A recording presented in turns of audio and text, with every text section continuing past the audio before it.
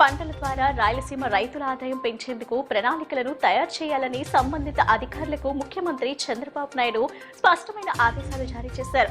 ఉద్యాన పంటల సాగు రైతులకు లాభసాటిగా ఉందని, అలాంటి పంటలు స్టార్ట్ చేసే రైతులకు ప్రభుత్వం ప్రోత్సాహకాలు కల్పించే విధంగా చర్యలు తీసుకోవడం జరుగుతుందని తెలిపారు. ఉద్భవ్ 2025 పేరుతో డిసెంబర్లో ఏపీలో జాతీయ స్థాయి ఉత్సవాలు నిర్వహించనున్నారు. దీనికి సంబంధించిన పోస్టర్, లోగోను మంత్రి గుమ్మడి సంధ్యారాణి ఆవిష్కరించారు.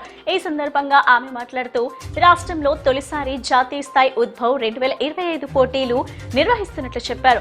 డిసెంబర్ 3, 4, 5 తేదీల్లో పోటీలు వైభవంగా నిర్వహిస్తున్నాం. 22 రాష్ట్రాల నుంచి 1800 మంది విద్యార్థులు పోటీలో పాల్గొంటున్నారు. గిరిజన ప్రాంతాల్లో ప్రతిభను వెలికితీసి ప్రోత్సహించడమే లక్ష్యంగా ఈ పోటీలు నిర్వహిస్తున్నాం. కేఎల్ యూనివర్సిటీలో 12 వేదికలు ఏర్పాటు చేసి ఉత్సవాలు నిర్వహిస్తామని సంధ్యారాణి తెలిపారు. కనకదుర్గమ్మ వారి దర్శనం కోసం క్యూ లైన్ లో వచ్చే భక్తులకు ఉచితంగా అంతరాలయ దర్శనం కల్పించే దిశగా ట్రయల్ రన్ రాహుకాల సమయం ప్రారంభమైన 3 నుండి 1 గంట సేపు జరిగింది.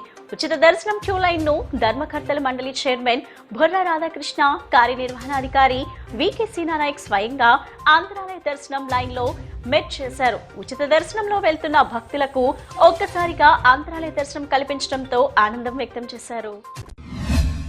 విద్యార్థులు తాము ఎంపిక చేసుకున్న కోర్సుల్లో ప్రావీణ్యం సాధిస్తే సరిపోదని, వివిధ శాస్త్రాల్లో పరిజ్ఞానాన్ని పెంపొందించుకోవటం ఈ పోటీ ప్రపంచంలో అవసరమని, యువతరం బహుముఖంగా ఎదగాలని ప్రముఖ ఆర్థికవేత్త, భారత రిజర్వ్ బ్యాంక్ పూర్వ గవర్నర్ డాక్టర్ దూవరి సుబ్బారావు పిలుపునిచ్చారు. యువతరం బలహీనతలు జయించాలని, వ్యక్తిత్వం కలిగి ఉండాలని, ఏ పని చేసినా కడ వరకు ఆసక్తిగా కనబరచాలని, ఆనందాన్ని ఇచ్చేది చేయడమే జీవితమన్నారు. కూటమి ప్రభుత్వం అధికారంలోకి వచ్చిన తర్వాత సమాజంలోని పేద వర్గాలకు, చిన్న వ్యాపారులకు పూర్వ వైభవం తిరిగి వచ్చిందని సెంట్రల్ ఎమ్మెల్యే బోండామ మహేశ్వరరావు వెల్లడించారు. ముఖ్యమంత్రి చంద్రబాబు నాయుడు పిలుపు మేరకు P4 కార్యక్రమంలో భాగంగా బంగారు కుటుంబాలను ఎంపిక చేసి వాటిని ఆదరించే కార్యక్రమం రాష్ట్ర వ్యాప్తంగా జరుగుతుందన్నారు. ఎన్టీఆర్ జిల్లా కలెక్టర్ గా లక్ష్మీ షా పదవి బాధ్యతలు చేపట్టి ఏడాది పూర్తి చేసుకున్న సందర్భంగా ఏపీఎన్జీజీఓస్ అసోసియేషన్ పశ్చిమ కృష్ణా జిల్లా అధ్యక్షులు డి సత్యనారాయణ రెడ్డి, కార్యదర్శి పి రమేష్ మరియు సహాధ్యక్షులు వేమూరి ప్రసాద్, నగర శాఖ అధ్యక్షులు సిహెచ్ సివిఆర్ ప్రసాద్, కార్యదర్శి ఎస్కే నజీరుద్దీన్ ఆధ్వర్యంలో కార్యవర్గ సభ్యులు లక్ష్మీ షాని కలిసి హృదయపూర్వక శుభాకాంక్షలు తెలియజేశారు. జిల్లా కార్యవర్గ సభ్యులు B Satish Kumar, BV Ramana, Rajababu, Ramakrishna, Dilip Kumar, D Vishwanath, K Sivaleela మరియు నగర శాఖ కార్యవర్గం రాజశేఖర్, మధు శ్రీనివాసరావు, సాగర్, రవి తదితరులు కలెక్టర్ కి శుభాకాంక్షలు తెలియజేశారు.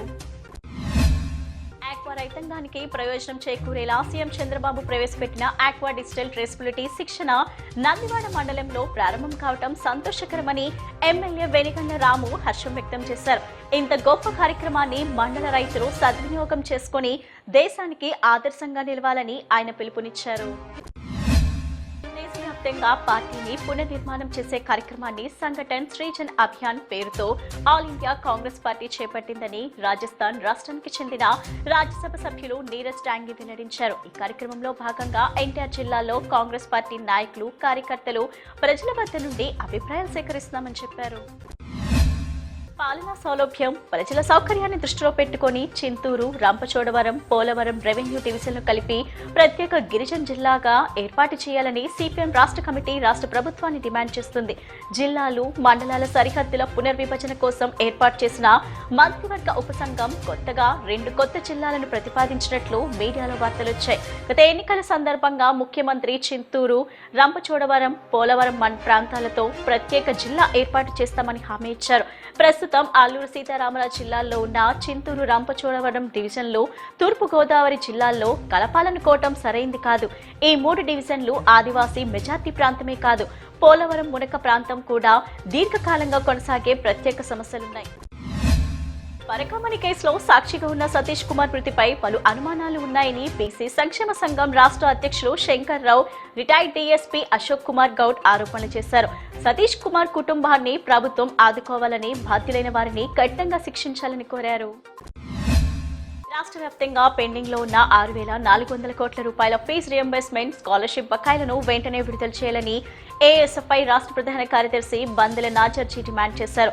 ఈ నెల 28న ఎస్ఎఫ్ఐ విద్యార్థి పేరుతో రాష్ట్ర వ్యాప్తంగా విద్యార్థి సమస్యలను పరిష్కరించాలని డిమాండ్ చేస్తూ విజయవాడలో పెద్ద ఎత్తున విద్యార్థి పోరు కార్యక్రమం నిర్వహిస్తున్నట్లు చెప్పారు. ఈ నెల 21న విద్యాశాఖ మంత్రి నారా లోకేష్ విద్యార్థి సంఘ నాయకులతో చర్చించారని, తమ తరపున 11 డిమాండ్లను పెట్టగా వాటిలో కేవలం 2ని పరిష్కరించగలిగామని చెప్పడం సిగ్గుచేటన్నారు. ఎన్నికల సమయంలో విద్యార్థి లోకానికి ఇచ్చిన వాగ్దానాలను అమలు చేసే అంతవరకు ఏఎస్ఎఫ్ఐ ఆధ్వర్యంలో పోరాటం కొనసాగుతూనే ఉంటామని స్పష్టం చేశారు. అనంతరం ఈ నెల 28న జరిగే విద్యార్థి పోరు కార్యక్రమ పోస్టర్ను విడుదల చేశారు.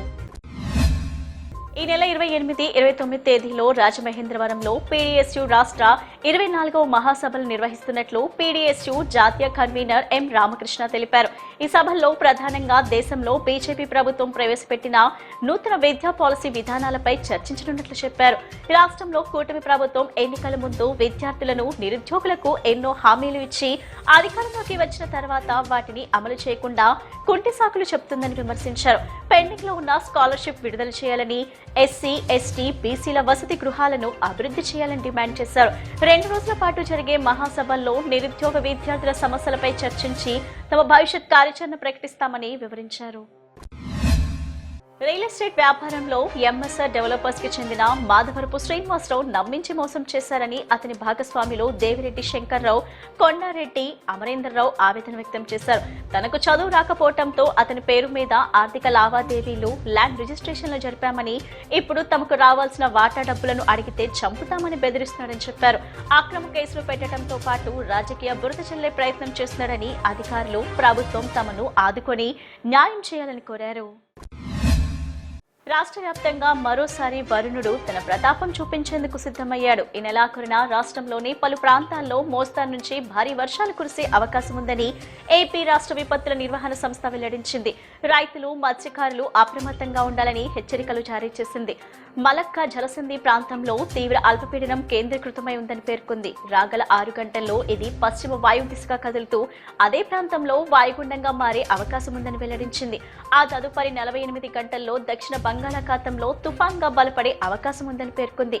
అలాగే ఉపరితల ఆవర్తన ప్రభావంతో కొమరిన్, నైరుతి బంగాళాఖాతం, శ్రీలంక పరిసర ప్రాంతాల్లో మరో అల్పపీడనం ఇప్పటికే కేంద్రీకృతమై ఉన్నట్లు చెప్పింది. రాబోయే 24 గంటల్లో అల్పపీడనం బలపడే అవకాశం ఉందని తెలిపింది. దీని ప్రభావంతో ఈ నెల 29 నుంచి డిసెంబర్ 2 కోస్తాంధ్ర, రాయలసీమలో అక్కడక్కడ మోస్తరు వర్షాలు, పలు చోట్ల భారీ వర్షాలు కురిసే అవకాశం ఉందని తెలిపింది. అసభ్య ప్రవర్తన కలిగిన హోంగార్డ్ ను జిల్లా ఎస్పీ వి విద్యాసాగర్ నాయుడు విధుల నుంచి తప్పించారు.